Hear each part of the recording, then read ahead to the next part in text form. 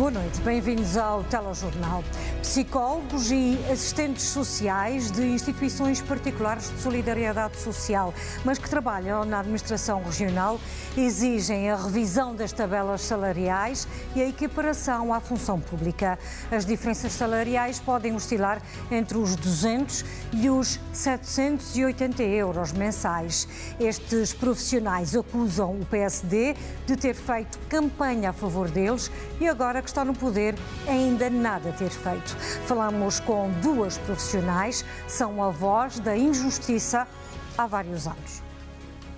Eles pagam às IPSS. Desmotivados, sentem-se até desvalorizados. Um grupo profissional que são técnicos superiores, psicólogos e assistentes sociais que trabalham para o Instituto da Segurança Social dos Açores, mas que estão afetos às IPSS. Trabalhamos com medidas públicas, temos exatamente o mesmo público-alvo, temos os mesmos coordenadores, temos as mesmas funções, porque é que temos esta discrepância salarial? São cerca de 50 psicólogos e assistentes sociais na região nesta situação. Estou há 19 anos, ganho 1.400 euros brutos. Se eu estivesse na função pública, se fosse reconhecido 19 anos de trabalho para o Governo dos Açores, eu estaria a ganhar à volta de 2.100. E acusam o Governo de compactuar com aquilo que chamavam em campanha de eventual ilegalidade. Exigem a revisão dos contratos e uma resposta concreta por parte do Governo.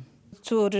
José Manuel Bolheiro estava a candidatar-se ao Governo Regional e foi prometido, foi feita uma campanha em que as promessas, uma delas era esta, equidade salarial. Já se passaram vários anos e continuamos na mesma. Está a fazer um ano que entregamos um abaixo-assinado ao Sr. Presidente do Governo dos Açores, que até agora não teve resposta. Questionam como foi encontrada uma solução para os educadores de infância. Abriram uma cláusula qualquer e conseguiram, estão equiparados à função pública. Que cláusula é esta que pode ser aberta para os educadores da infância quando não podem ser abertos para nós? Somos técnicos superiores, também estudamos. Em questões de estudo, os psicólogos e assistentes sociais discordam da última revisão da Convenção Coletiva de Trabalho. O documento que regula estas tabelas salariais coloca técnicos superiores, licenciados e pessoas com o ensino técnico profissional exatamente com a mesma remuneração na mesma tabela salarial. Portanto, quando nós pedimos uma revisão e a revisão que vem é esta, nós sentimos-nos completamente ignorados. Este grupo de psicólogos e assistentes sociais já entregou também a todos os grupos parlamentares as suas reivindicações. Dizem não desistir de lutar pelo reconhecimento da profissão e pela equidade salarial. A depressão Lawrence está a passar mais afastada da região do que inicialmente previsto. Significa que os efeitos serão um pouco menos intensos. Todas as ilhas estão sob alerta laranja do Instituto Português do Mar e da Atmosfera.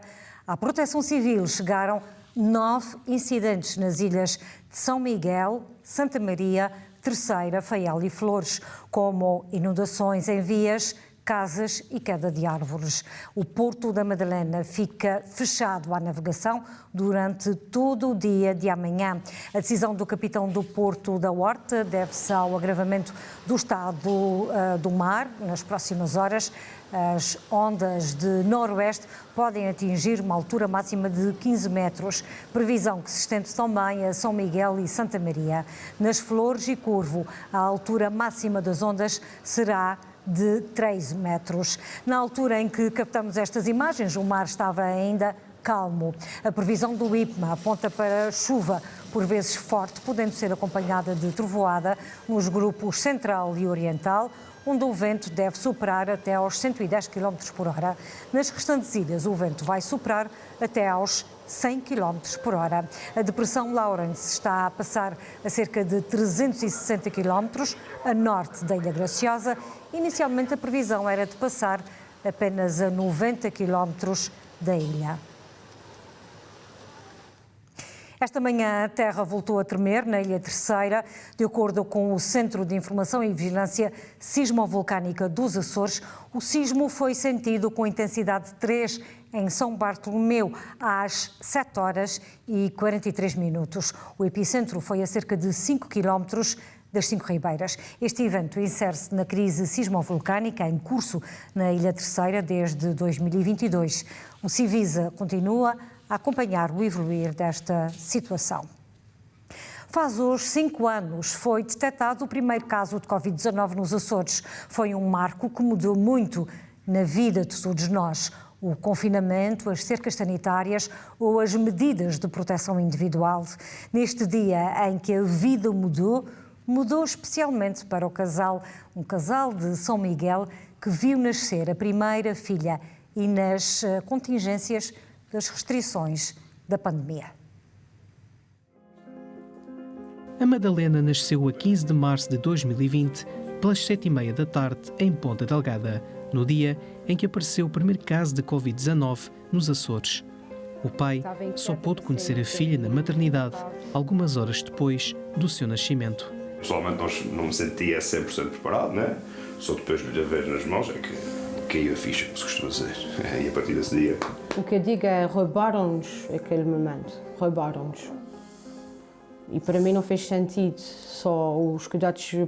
Quem estava a morrer é que podia receber visitas e quem estava a nascer não podia receber visitas. Fiquei muito frustrada, muito irritada mesmo. A pior experiência foi no bloco de partos. Via-se o pânico das enfermeiras e das auxiliares e de quem lá estava, não quererem se aproximar da gente. E fui mesmo, estive fechada num quarto. A única pessoa que ainda teve mais tempo lá foi o anestesista, para ir controlando os meus valores. De resto, foi sempre sozinha, a passar muitas dores. Mas nem tudo foi mau. A pandemia trouxe momentos especiais. Há males que vêm para bem, não é?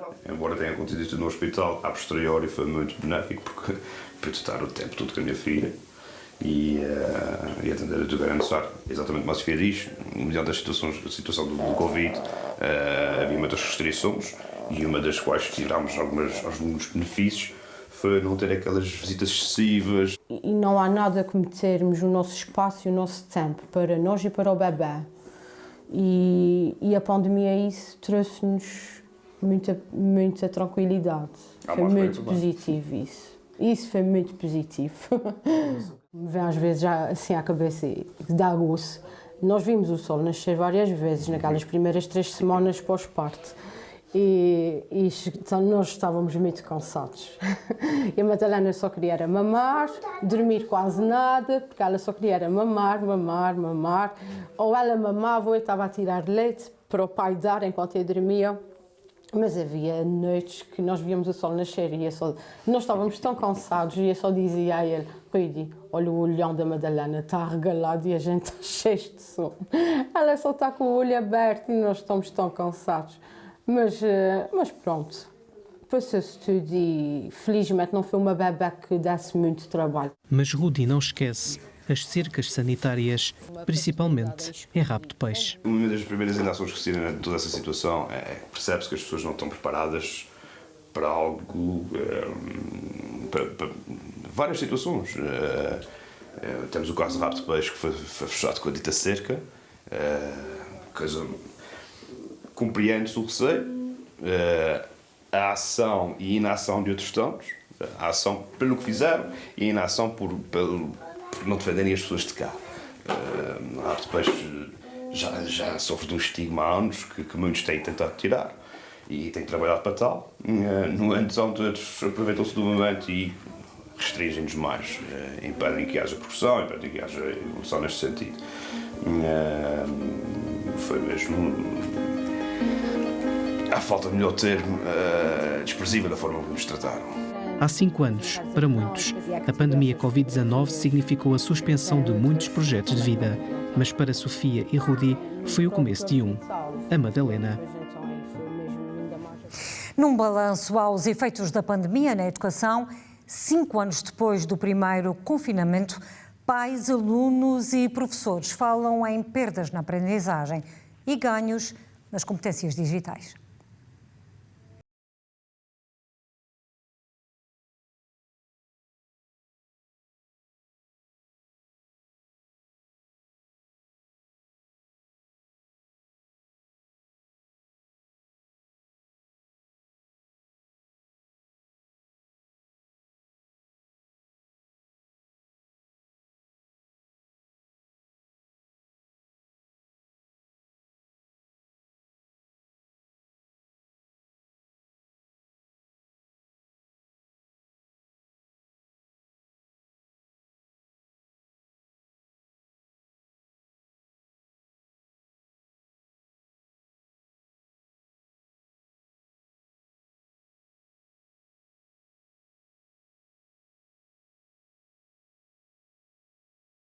Escolas encerradas, 4 filhos em diferentes ciclos de ensino.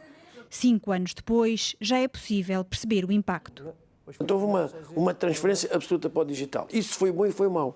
Foi bom porque permitiu continuar certas coisas. Foi mau porque nós agora pensamos que basta transferir do analógico para o digital e já está digitalizado. É um erro. A falta de comunicação física é horrível porque não se substitui a presença física das pessoas.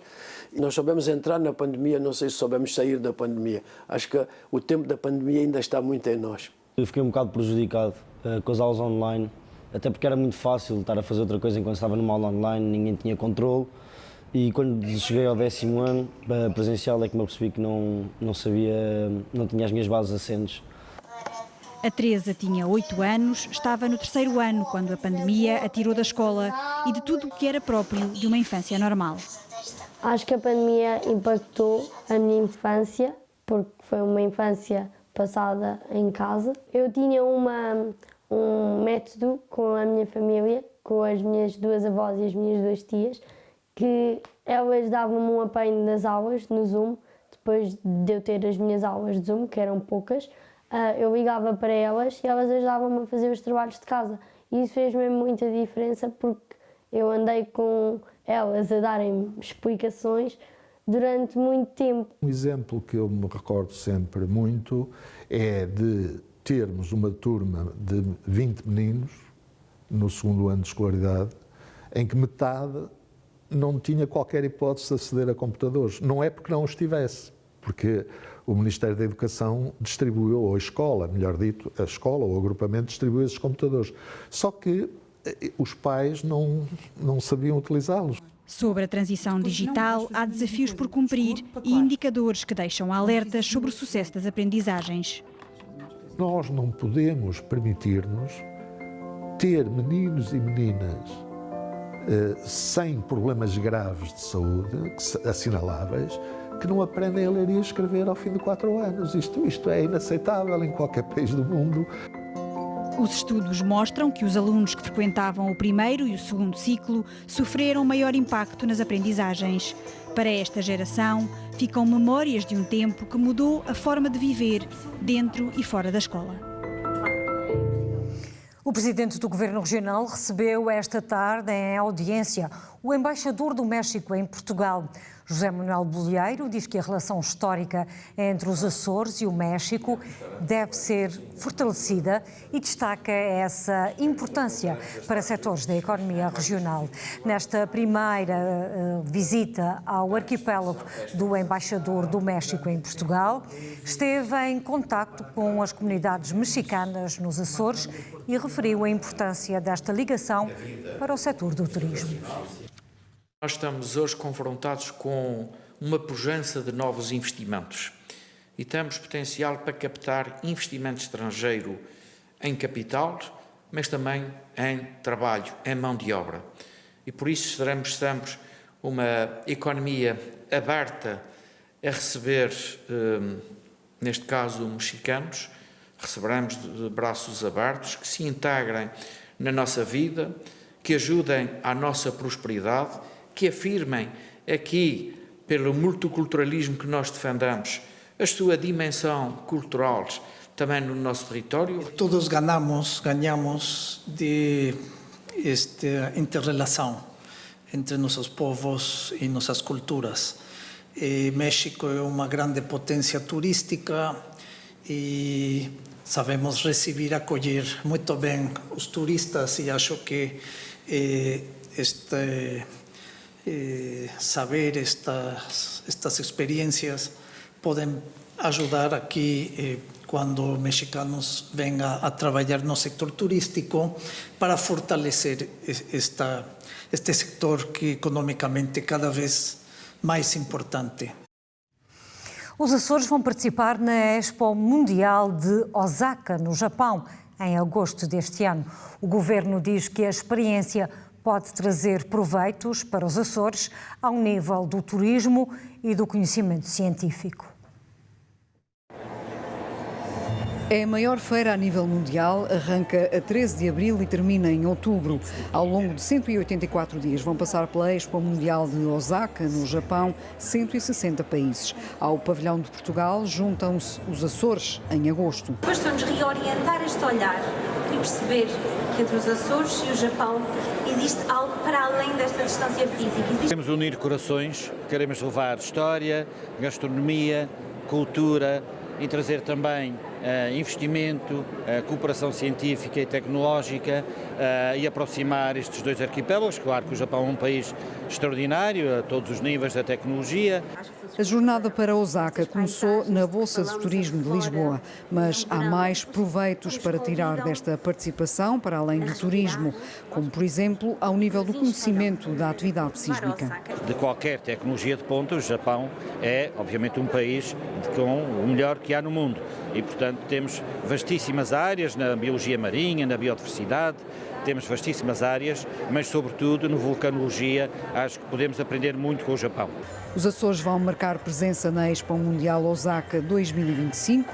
De 14 a 17 de agosto há 4 dias açorianos dedicados a temas como mar, cultura e tecnologia. Vamos. Na Semana Cultural das Velas, conte com música, marchas e tourada à corda e de praça.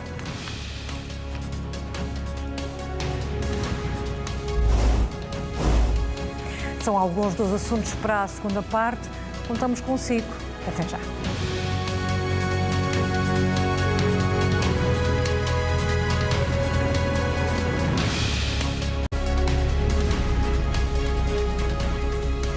Estamos de regresso com as notícias dos Açores. O Santa Clara venceu o Gil Vicente por 1-0. 4 jogos depois, regressou às vitórias na Primeira Liga. Há 22 anos que o Santa Clara não vencia em Barcelos. O lance acabou invalidado pelo VAR. A partir daqui só deu Santa Clara, com especial destaque para o avançado João Costa.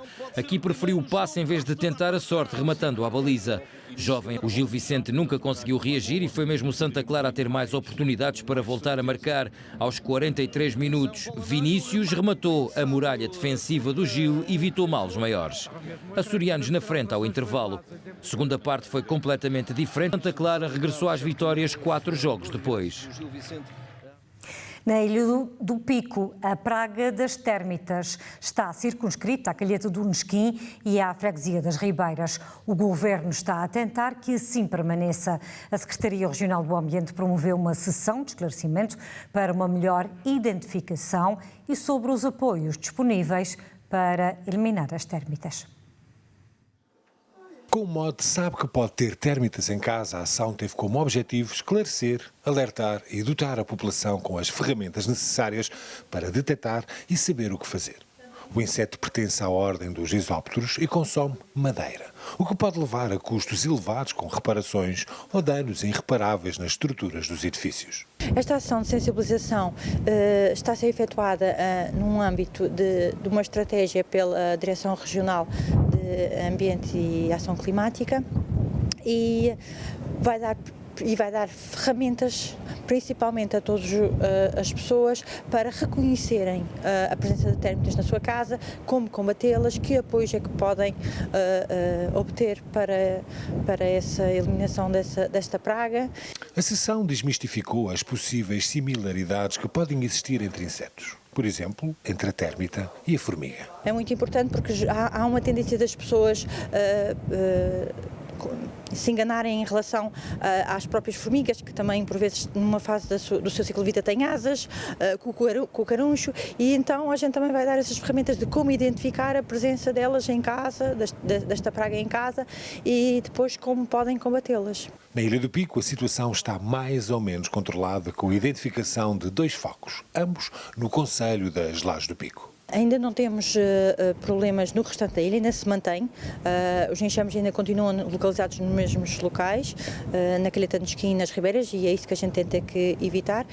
E também é passar essa palavra para que as pessoas tenham em consideração os seus atos e não levarem a propagação dessa espécie para outras partes da ilha. Olhando o todo da região, a situação é delicada, em especial nas cidades da Horta, Angra do Heroísmo e Ponta Delgada. Nos Açores existem 4 tipos de térmitas. A mais comum, e com focos em 6 ilhas, é a térmita da madeira seca. As mais difíceis de detectar são as subterrâneas, com especial foco na Ilha do Faial e na zona das Lajes, na Ilha Terceira.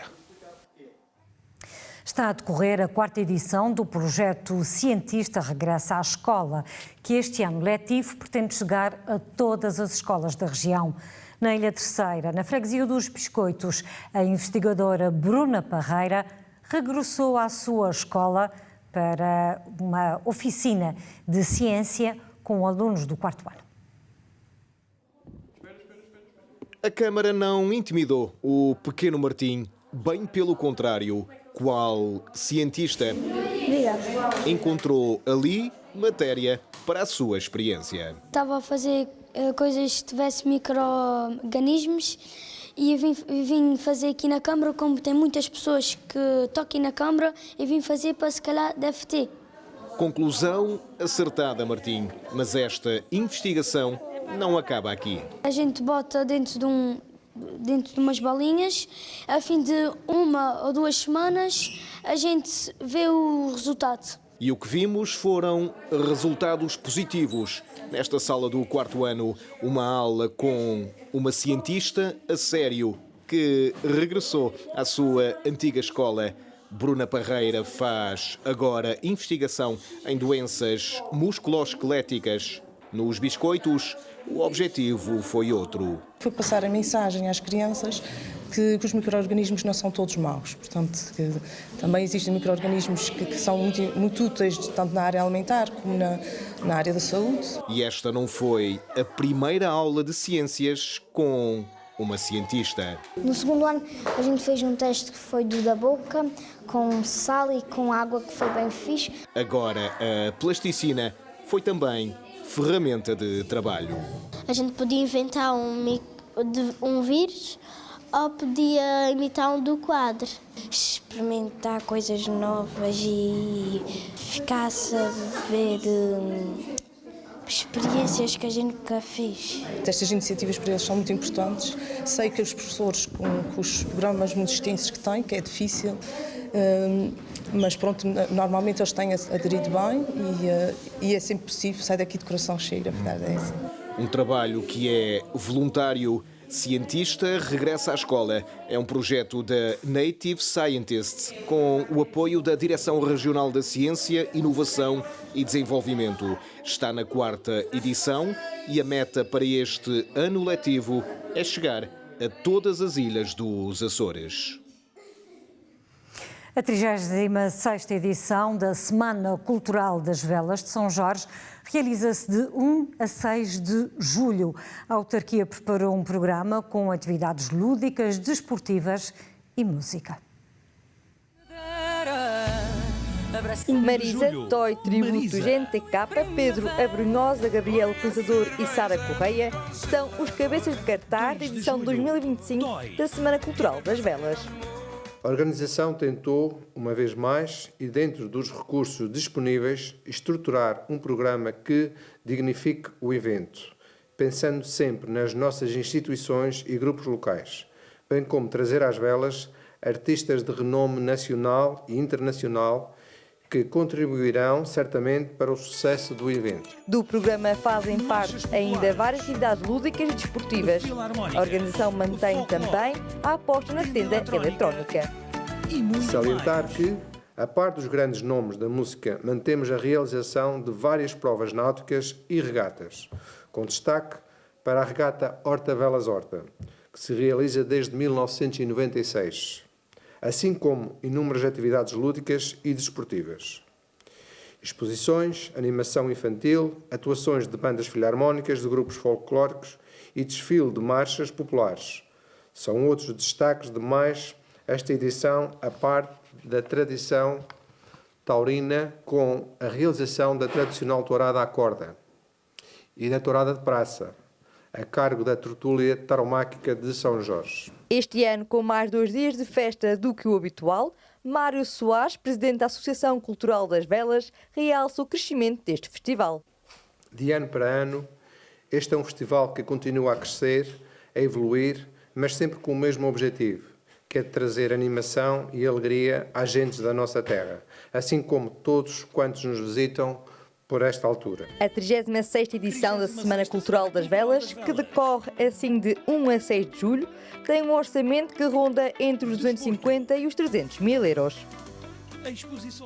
O cantor de hip-hop Shiny lançou o seu primeiro álbum este ano. Reflete as vivências do artista com raízes na Ilha das Flores e partilhou com a RTP Açores a sua história e o percurso no mundo da música.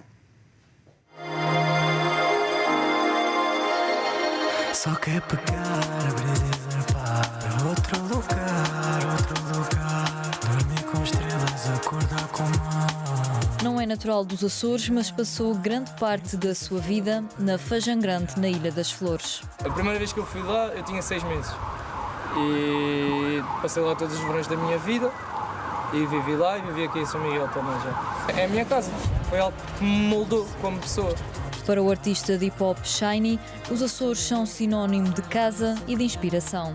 Se não fosse a minha grande influência destas ilhas, não existiria Shiny. Pelo menos não seria como sou hoje, porque sem dúvida que eu estou sempre a dar uma referência aqui. Por exemplo, tem uma música que se chama Pico, não é? Tem a música da Brisa, falo dormir com estrelas, acordar com o mar. Recentemente, o artista lançou o seu primeiro álbum que mistura diferentes estilos musicais. O projeto reflete as vivências de Shiny, com raízes na Ilha das Flores, mas também em Lisboa. 2 mundos distintos e um processo de descoberta pessoal e artística. Na capa do meu álbum tem lá um lado das Flores, outro lado tem a ponte aqui da Lagoa das 7 Cidades, isso no meio, e depois o outro lado é Lisboa, e isso é a dualidade da minha vida. Eu descrevo este álbum como uma viagem à minha cabeça. Ou seja, pela maneira como eu vejo o mundo, há essa dualidade entre a ilha e a cidade, entre se calhar eu estar muito feliz ou muito triste. E o álbum é toda uma dualidade, ou seja, eu faço muitas comparações, que é o amor e o ódio, o bem e o mal. A dualidade de uma viagem emocional através deste primeiro álbum em Evol. Shiny já subiu ao palco de vários festivais regionais e nacionais e está neste momento a trabalhar em outros projetos futuros, alguns em parceria com artistas do panorama nacional. Foi o Telejornal. Em nome de toda a equipa, desejo-lhe uma muito boa noite. Marcamos encontro no Telejornal amanhã às 20. Fique bem.